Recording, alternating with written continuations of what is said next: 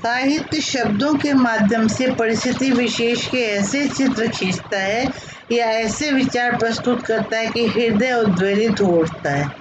मैंने कल भी आप लोगों को पढ़ाया था, बात की थी कि जो साहित्य है वो स्वहित तो है, वो हृदय का भी अंतरंग व्यापार है ना। साहित्य और विज्ञान में अंतर है। विज्ञान जो है वो प्रयोग निरीक्षण निष्कर्ष पर आधारित है और साहित्य स्वहित की भावना के साथ हृदय की मंगलावस्था है। साहित्य शब्दों के माध्यम से परिस्थिति विशेष के ऐसे चित्र खींचता है या ऐसे विचार प्रस्तुत करता है कि हृदय उद्वेलित हो उठता है, मार्मिकता पैदा होती है और इस मार्मिकता के आधार और कारण बदलते रहते हैं। इस परिवर्तन का आधार जो है वही हमारा इतिहास बोध है, जो परोक्ष तौर पर हमारे मूल्य और नैतिक मानदंड भी बदलता रहता है। साहित्य को पढ़ने से हमारे मूल्य और हमारा जो नैतिक मानदंड है वो भी प्रभावित होता है और साथ साथ बदलता भी रहता है। कहते हैं ना कि संसार परिवर्तनशील है, तो इस परिवर्तनशीलता का प्रभाव हमारे भाव जगत पर भी पड़ता है। संसार की परिवर्तनशीलता के संदर्भ में साहित्य में परिवर्तन की खोज करना और उसकी व्याख्या करना साहित्य के इतिहास का कार्यक्षेत्र कहा जाता है। अब प्रश्न ये उठ सकता है कि इतिहास क्या है ना। हमारा वर्तमान निरंतर अतीत में समाता जा रहा है। जो हम पल को जी रहे हैं, अगले ही पल जो वो वर्तमान है वो अतीत में चला जाता है। अतीत कहलाता है, यही वर्तमान जो बीता जा रहा है वो बीत जाने के बाद अतीत कहलाता है। हम वर्तमान को देखते हैं, हम अतीत को नहीं देख पाते हैं, लेकिन मनुष्य स्वभावतः इतिहास में भी झांकने का निरंतर प्रयास करता रहता है।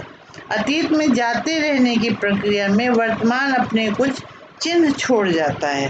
पुराने भवन, शिलालेख, ताम्रपत्र, सिक्के, भाषा, साहित्य, मिथक और तरह तरह की अलग अलग जो लोक भाषा में कहानियाँ और कविताएं या कहें मुहावरे वगैरह जो प्रचलित हैं, आदि ऐसी चीज़ें हैं, इन्हें इतिहास का अवशेष समझना चाहिए। इन्हीं के द्वारा हम जान पाते हैं कि अतीत में हम क्या थे, या हमारी जीवन शैली क्या थी, या हम कैसा सोच रहे थे, या हमने कैसा जीवन जिया है। इन्हें इतिहास का अवशेष माना जा सकता है। इन्हीं अवशेषों के आधार पर इतिहासकार इतिहास का पुनर्निर्माण करते हैं। आज अशोक तो नहीं है किंतु उसके शिलालेख हैं, अकबर तो नहीं है किंतु आईने अकबरी तो है। इनसे जो जानकारियाँ मिलती है उन्हीं के आधार पर इतिहास की रचना होती है। ये अवशेष ही इतिहास लेखन की आधारभूत सामग्रियां हैं। अगर आपको इतिहास लिखना पड़े तो आप क्या करेंगे? जो आपके पास साक्ष्य है, जो पहले जो बीत चुका है, हमारे जो पूर्वज थे उन्होंने जो साक्ष्य छोड़े हैं, उससे हमें पता चलता है कि उनके जीवन की शैली क्या थी, या उसका जलवायु क्या था, या बहुत तरह के सामाजिक, सांस्कृतिक या जो भी राजनीतिक, आर्थिक जो बदलाव थे, ये सब हमें उन्हीं अवशेषों से पता चलता है।